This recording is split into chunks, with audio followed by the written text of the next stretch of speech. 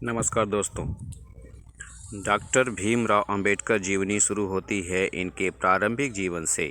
आपको बता दें, डॉक्टर भीमराव अंबेडकर और उनके पिता मुंबई शहर के एक ऐसे मकान में रहने गए जहां एक ही कमरे में पहले से बेहद गरीब लोग रहते थे, इसलिए दोनों एक साथ सोने की व्यवस्था नहीं थी। तो बाबा साहब अंबेडकर और उनके पिता बारी बारी से सोया करते थे। जब उनके पिता सोते थे तो डॉक्टर भीमराव अंबेडकर दीपक की हल्की सी रोशनी में पढ़ते थे। भीमराव अंबेडकर संस्कृत पढ़ने के इच्छुक थे, परंतु छुआछूत की प्रथा के अनुसार और निम्न जाति के होने के कारण वे संस्कृत नहीं पढ़ सकते थे। परंतु ऐसी विडंबना थी कि विदेशी लोग संस्कृत पढ़ सकते थे। भीमराव अंबेडकर जीवनी में अपमानजनक स्थितियों का सामना करते हुए डॉक्टर भीमराव अंबेडकर ने धैर्य और वीरता से अपनी स्कूल शिक्षा प्राप्त की और इसके बाद कॉलेज की पढ़ाई की। बाबा साहब अंबेडकर की प्रारंभिक शिक्षा। डॉक्टर भीमराव अंबेडकर की जीवनी। डॉक्टर भीमराव अंबेडकर बायोग्राफी इन हिंदी का अहम हिस्सा है। बाबा साहब अंबेडकर की प्रारंभिक शिक्षा। डॉक्टर भीमराव अंबेडकर ने सन 1907 में मैट्रिकुलेशन पास करने के बाद एली फिंस्टन कॉलेज से सन 1912 में ग्रेजुएट हुए। सन 1913 में उन्होंने 15 प्राचीन भारतीय व्यापार पर एक शोध प्रबंध लिखा था। डॉक्टर भीमराव अंबेडकर ने वर्ष 1915 में कोलंबिया विश्वविद्यालय से अर्थशास्त्र में एमए की डिग्री प्राप्त की। सन 1917 में पीएचडी की उपाधि प्राप्त कर ली। बता दें कि उन्होंने national development for India and analytical study विषय पर शोध किया। वर्ष 1917 में ही लंदन स्कूल ऑफ इकोनॉमिक में उन्होंने दाखिला लिया, लेकिन साधन के अभाव के कारण वह अपनी शिक्षा पूरी नहीं कर पाए। कुछ समय बाद लंदन जाकर लंदन स्कूल ऑफ इकोनॉमिक्स से अधूरी पढ़ाई उन्होंने पूरी की। इसके साथ साथ एमएससी और बार एट लॉ की डिग्री भी प्राप्त की। वह अपने युग के सबसे ज़्यादा पढ़े लिखे राजनेता और एक विचारक थे। बता दें कि वह भीमराव अंबेडकर जीवनी कुल 64 विषयों में मास्टर थे, 9 भाषाओं के जानकार थे। इनके साथ ही उन्होंने विश्व के सभी धर्मों की पढ़ाई की थी। बाबा साहेब अंबेडकर की उच्च शिक्षा। कोलंबिया विश्वविद्यालय में छात्र के रूप में अंबेडकर वर्ष 1915-17 में 22 वर्ष की आयु में संयुक्त राज्य अमेरिका चले गए। जून 1915 में उन्होंने अपनी एमए परीक्षा पास की, जिसमें अर्थशास्त्र प्रमुख विषय और समाजशास्त्र, इतिहास, दर्शन शास्त्र, मानव विज्ञान एवं अन्य विषय थे। उन्होंने स्नातकोत्तर के लिए प्राचीन भारतीय वाणिज्य विषय पर रिसर्च कार्य प्रस्तुत किया। लंदन स्कूल ऑफ इकोनॉमिक्स के अपने प्रोफेसर और दोस्तों के साथ अंबेडकर सन 1916-17 से सन 1922 तक एक बैरिस्टर के रूप में लंदन चले गए और वहां उन्होंने ग्रेज इन बैरिस्टर कोर्स के लिए प्रवेश लिया और साथ ही लंदन स्कूल ऑफ इकोनॉमिक्स में भी प्रवेश लिया, जहां उन्होंने अर्थशास्त्र की डायरेक्ट थीसिस पर काम करना शुरू किया। बाबा साहब अंबेडकर के पास कितनी डिग्रियां थी? भारत रत्न के पास 32 डिग्रियां के साथ 9 भाषाओं के सबसे बेहतर जानकार थे। उन्होंने लंदन स्कूल ऑफ इकोनॉमिक्स में मात्र 2 साल 3 महीने में 8 साल की पूरी पढ़ाई की। वह लंदन स्कूल ऑफ इकोनॉमिक्स से डॉक्टर ऑफ साइंस नामक एक दुर्लभ डॉक्टरेट की डिग्री प्राप्त करने वाले भारत के ही नहीं बल्कि पूरी दुनिया के पहले और एकमात्र व्यक्ति हैं। प्रथम विश्व युद्ध की वजह से उनको भारत वापस लौटना पड़ा। कुछ समय बाद उन्होंने बड़ौदा राज्य के सेना सचिव के रूप में नौकरी प्रारंभ की। बाद में उनको Sydenham college of commerce and economics में राजनीतिक अर्थव्यवस्था के प्रोफेसर के रूप में नौकरी मिल गई। कोल्हापुर के साहू महाराज की मदद से एक बार फिर वह उच्च शिक्षा के लिए लंदन गए। उनकी शिक्षा संघर्ष और उपलब्धियों की एक कहानी हमें बताती है कि कैसे कठिन परिस्थितियों में भी उन्होंने अपने लक्ष्य से कभी पीछे हटना स्वीकार नहीं।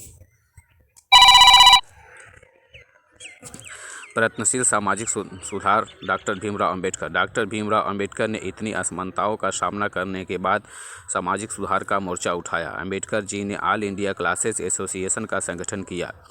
सामाजिक सुधार को लेकर वह बहुत प्रयत्नशील थे। ब्राह्मणों द्वारा छुआछूत की प्रथा को मानना, मंदिरों में प्रवेश न करने देना, दलितों के भेदभाव, शिक्षकों द्वारा भेदभाव आदि सामाजिक सुधार का प्रयत्न किया, परंतु विदेशी शासनकाल होने के कारण यह ज़्यादा सफल नहीं हो पाया। विदेशी शासकों को डर था कि यदि वह लोग एक हो जाएंगे तो परंपरावादी और रूढ़िवादी वर्ग उनका विरोधी हो जाएगा। भीमराव अंबेडकर जीवनी में छुआछूत विरोधी संघर्ष। डॉक्टर भीमराव अंबेडकर ने छुआछूत की पीड़ा को बचपन से ही सहा था। जात प्रथा और ऊंच नीच के भेदभाव को उन्होंने न सिर्फ महसूस किया बल्कि उनके कारण कई बार अपमान का सामना भी किया। इसी अन्याय के खिलाफ उन्होंने जीवन भर संघर्ष किया। उनका उद्देश्य था कि निम्न जातियों को छुआछूत जैसी अमानवीय प्रथा से मुक्त किया जाए और समाज में उन्हें समान अधिकार व सम्मान दिलाया जाए। 1920 के दशक में मुंबई में दिए गए एक भाषण में उन्होंने स्पष्ट शब्दों में कहा था, जहां मेरे व्यक्तिगत हित और देश में हित में टकराव होगा वहां मैं देश के हित को प्राथमिकता दूंगा, लेकिन जहां दलित जातियों के हित और देश के हित में टकराव होगा वहां मैं दलित जातियों को प्राथमिकता दूंगा। वे दलित समाज के लिए एक मसीहा बनकर उभरे। उन्होंने अपने जीवन के अंतिम क्षण तक उनके अधिकारों और सम्मान के लिए संघर्ष किया। सन 1927 में उन्होंने अछूतों को सार्वजनिक जल स्रोतों से पानी लेने के अधिकार के लिए एक सत्याग्रह का नेतृत्व किया और 1937 में मुंबई उच्च न्यायालय में इस मुद्दे पर ऐतिहासिक जीत हासिल की। भीमराव अंबेडकर बायोग्राफी का यह भाग दर्शाता है कि उन्होंने केवल शब्दों से ही नहीं बल्कि कर्मों से भी सामाजिक समानता की नींव रखी। डॉक्टर भीमराव अंबेडकर बनाम गांधी जी।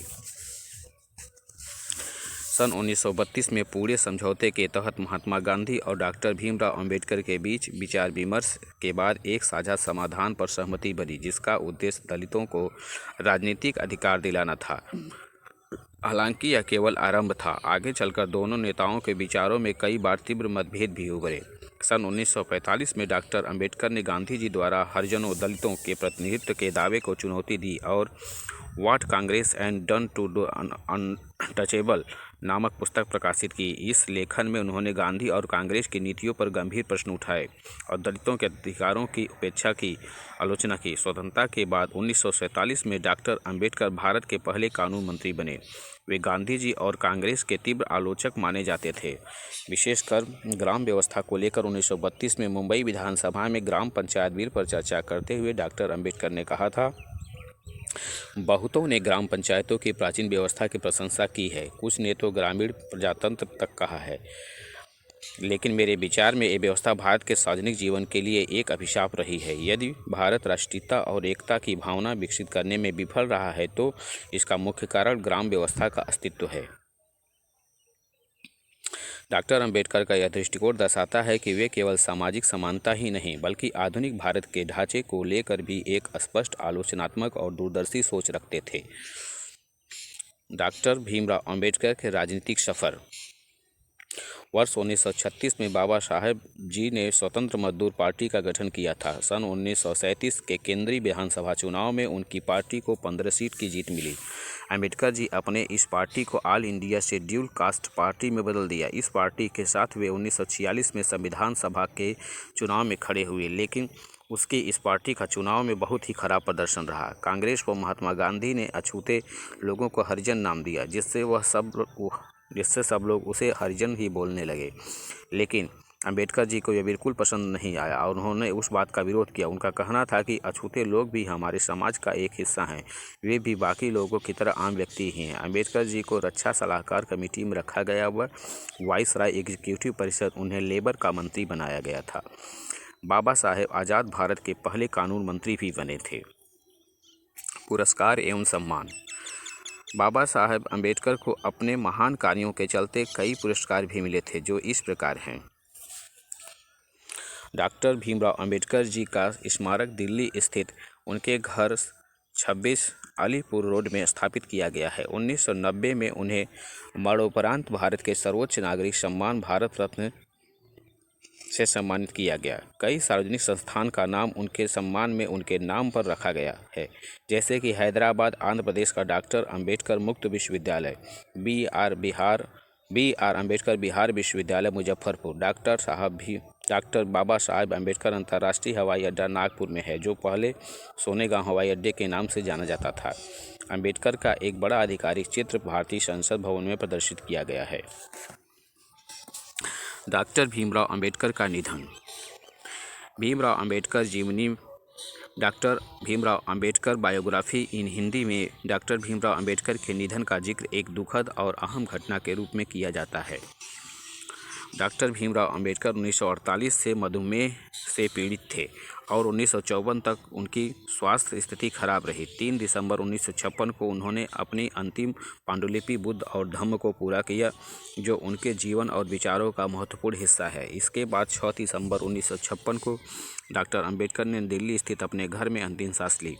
बाबा साहेब का अंतिम संस्कार चौपाटी समुद्र तट पर बौद्ध शैली में किया गया और इस दिन से अंबेडकर जयंती पर सार्वजनिक अवकाश घोषित किया गया।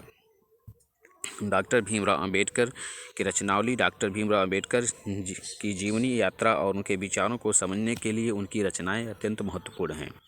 भीमराव अंबेडकर जीवनी में प्रमुख 2 रचनावलियों के नाम निम्नलिखित हैं। Doctor Baba Saheb Ambedkar writings and speeches, Maharashtra सरकार द्वारा प्रकाशित किया गया। साहेब डॉक्टर अंबेडकर संपूर्ण वाङ्मय। इस रचनावलियों में डॉक्टर अंबेडकर के विचार, लेख और भाषणों का संग्रह किया गया है, जो भारतीय समाज और उनके सामाजिक सुधारों की गहरी समझ प्रदान करते हैं। डॉक्टर अंबेडकर द्वारा लिखित पुस्तकें। डॉक्टर भीमराव अंबेडकर समाज सुधारक होने के साथ साथ एक महान लेखक भी थे। लेखन में गहरी रुचि रखने वाला बाबा साहेब ने अपने विचारों और समाज की जटिलताओं को स्पष्ट करने के लिए कई पुस्तकें लिखी। डॉक्टर अंबेडकर द्वारा लिखित प्रमुख पुस्तकों की सूची निम्नलिखित है। भारत का राष्ट्रीय अंश, भारत में जातियां और उनका मशीनीकरण, भारत में लघु कृषि और उनके उपचार, मूल नायक, ब्रिटिश भारत में साम्राज्यवादी वित्त का विकेंद्रीकरण, रुपये की समस्या, उद्भव और समाधान, ब्रिटिश भारत में प्रांतीय वित्त का अभ्युदय, बहिष्कृत भारत, जनता, जाति विच्छेद, संघ बनाम स्वतंत्रता, पाकिस्तान पर विचार, श्री गांधी एवं अछूतों की विमुक्ति, रानाडे, गांधी और जिन्ना, शूद्र कौन हैं और कैसे, भगवान बुद्ध और बौद्ध धर्म, महाराष्ट्र भाषाई प्रांत। इन पुस्तकों ने समाज में समानता, न्याय, अधिकारों के मुद्दों पर महत्वपूर्ण बहसें छेड़ी और डॉक्टर अंबेडकर के विचारों को व्यापक रूप से प्रस्तुत किया। बाबा साहेब अंबेडकर के बारे में रोचक तथ्य। डॉक्टर भीमराव अंबेडकर से जुड़े कुछ रोचक तथ्य नीचे दिए गए हैं, जो उनके जीवन और योगदान को और भी महत्वपूर्ण बनाते हैं। भारत के राष्ट्रीय ध्वज पर अशोक चक्र लगाने का श्रेय डॉक्टर बाबा साहब अंबेडकर को जाता है। डॉक्टर भीमराव अंबेडकर लगभग 9 भाषाओं के ज्ञाता थे। उन्होंने 21 साल की उम्र तक लगभग सभी धर्मों की गहरी अध्ययन किया था। डॉक्टर अंबेडकर ऐसे पहले व्यक्ति थे जिन्होंने अर्थशास्त्र में PhD विदेश में जाकर की थी। उनके पास कुल 32 डिग्रियां थीं, जो उनकी शिक्षा और समर्पण को दर्शाती है। आज़ाद भारत के पहले कानून मंत्री बाबा साहेब ही थे। बाबा साहब ने 2 बार लोकसभा चुनाव लड़ा, लेकिन दोनों बार उन्हें हार का सामना करना पड़ा।